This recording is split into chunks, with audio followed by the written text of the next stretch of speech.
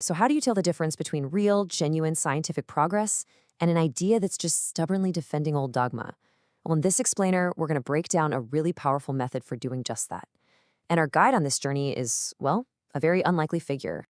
I know, this seems like a bizarre question to start with, but it is absolutely central to understanding the philosopher Imre Lakatos and his amazing ideas.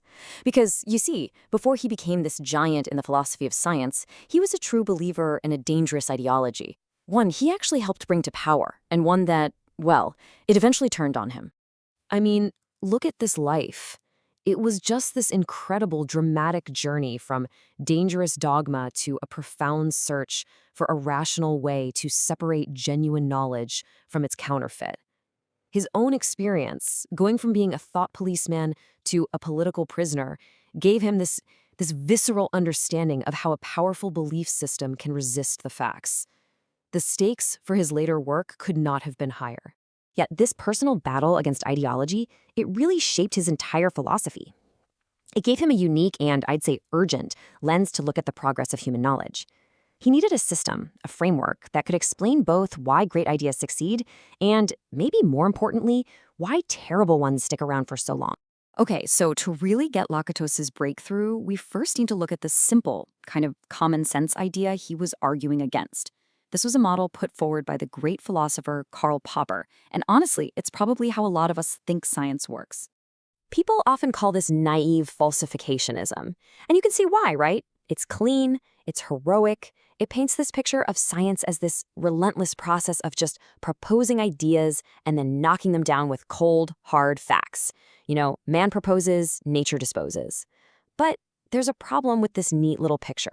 And the problem is that in the real world, science is just so much messier.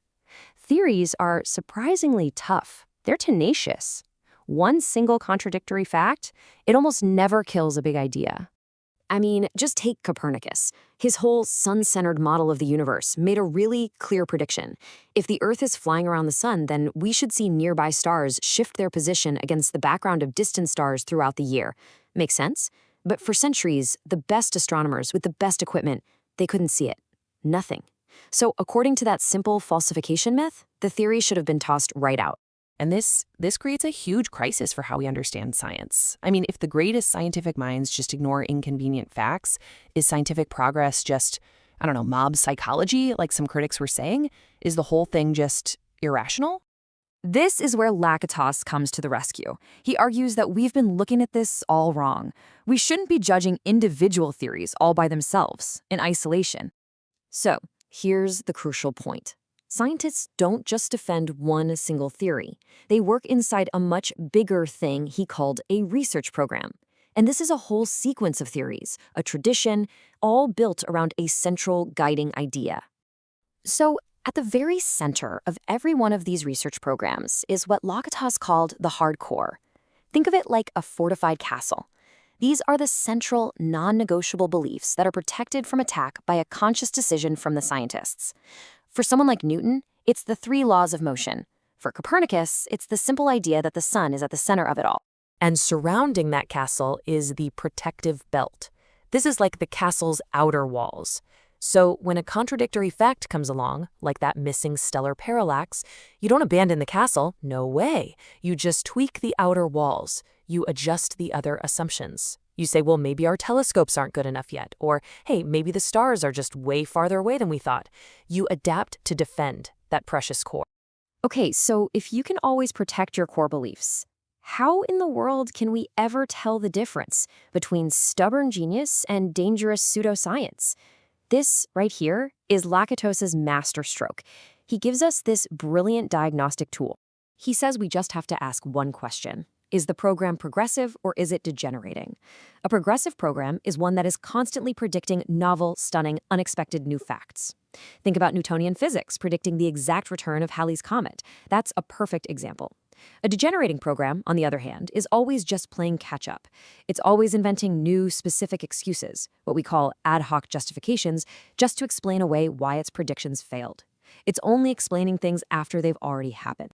And man, this just brilliantly illustrates his point, using the one ideology he knew from the inside out. For Lakatos, Marxism wasn't progressing by finding new truths. It was degenerating by just constantly patching up its failures to protect its hardcore from reality. It was all protective belt, no new ground. So what does this all mean for us? Well, Lakatos's model, it ultimately saves the rationality of science from the messy reality of its own history, but it comes with a really crucial condition. We need patience. You see, there is no single eureka moment. There's no one crucial experiment that instantly settles a scientific revolution.